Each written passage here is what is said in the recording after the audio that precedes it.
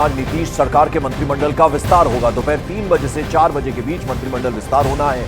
खबर है कि हरी सहनी, दिलीप जायसवाल मंत्री बन सकते हैं। अलावा इनके बीजेपी से मंगल पांडे और नितिन नवीन को भी मंत्री बनाया जा सकता है। तो मंत्रिमंडल विस्तार होना है। दोपहर 3 बजे से शाम 4 बजे तक के बीच में यह कार्यक्रम होना है, जिसमें नीतीश मंत्रिमंडल का विस्तार होगा। और जो मंत्री बनेंगे उनके नाम भी हमने आपको बताए हैं। मंगल पांडे, उनके अलावा नितिन नवीन को भी मंत्री बनाया जा सकता है। चंद्रमोहन से और अपडेट लेते हैं। चंद्रमोहन, और क्या जानकारी?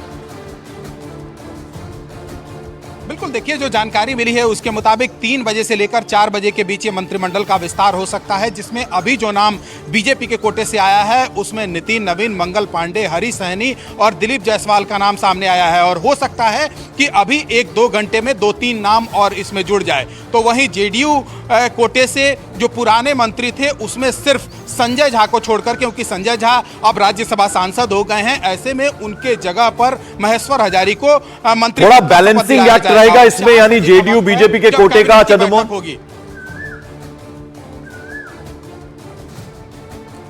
बिल्कुल। देखिए, जो पहले से फॉर्मूला चलते आ रहा है एनडीए के बीच में, नीतीश कुमार जब भी सत्ता में रहे और बीजेपी साथ रही है, तो एक फॉर्मूला है जिसके तहत पहले भी मंत्री बनाए गए थे और अब भी मंत्री बनाने की बात हो रही है, मंत्री पद के शपथ की बात हो रही है। तो वैसी ही कुछ तैयारी एनडीए की तरफ से है और 3 बजे से 4 बजे के बीच में ये मंत्रिमंडल का विस्तार होगा। और मॉर्निंग प्राइम में वक्त एक छोटे से ब्रेक का है। ब्रेक के बाद हमारे साथ जुड़ेंगे वरिष्ठ पत्रकार राहुल महाजन, जो हमें बताएंगे क्या होने वाला है बंगाल और बिहार की पॉलिटिक्स में। कहीं मत जाओ।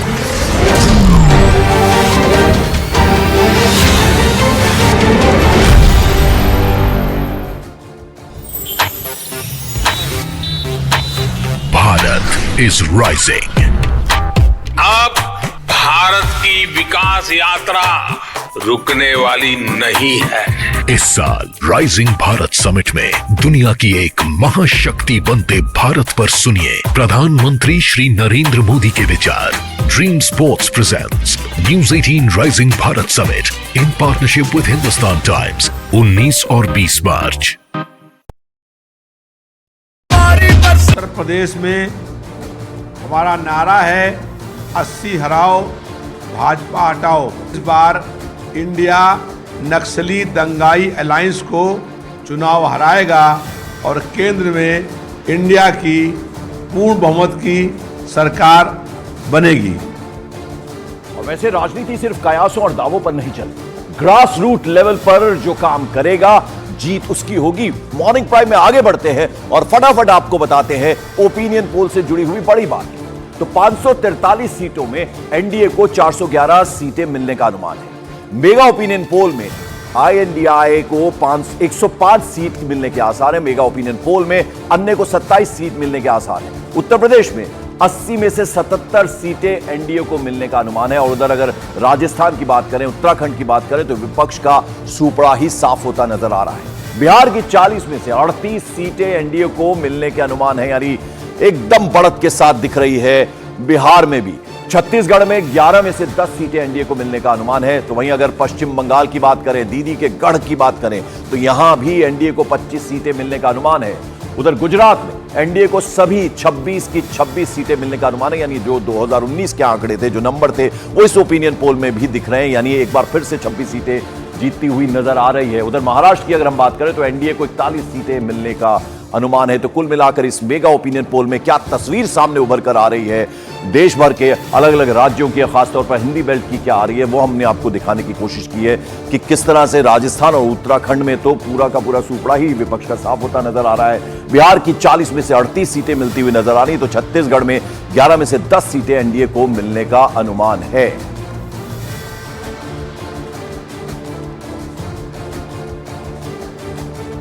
और न्यूज 18 के मेगा ओपिनियन पोल में एनडीए की बंपर जीत का अनुमान लगाया गया है। कयासों के मुताबिक प्रधानमंत्री नरेंद्र मोदी लगातार तीसरी बार पीएम बन सकते हैं, जबकि ओपिनियन पोल में इंडिया गठबंधन का सफाया होता नजर आ रहा है। खासतौर पर उत्तर प्रदेश की बात करें तो एनडीए को 80 में से 77 सीटें हासिल होती दिख रही हैं।